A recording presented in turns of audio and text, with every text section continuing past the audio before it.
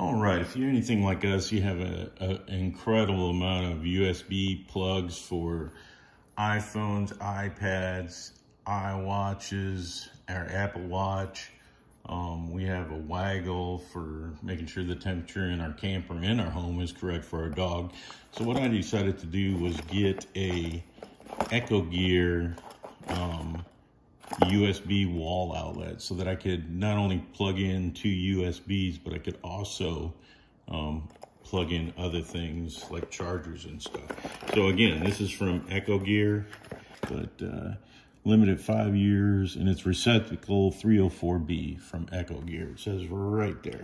So anyways, I'll open this puppy up and show you what I got. It even comes with a trim plate, so that's pretty cool, and instructions. Here it is. So I am going to replace one of my outlets with this, and as you can tell, you have two USBs and then two regular outlets. So anyways, if that's something you need, there's your ground, hot, and neutral. Is it neutral, ground? And anyways, after you turn off the power, make sure you turn off the power first.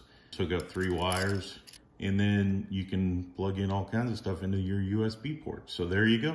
Hopefully this helps you out. Thanks a lot and have a great day.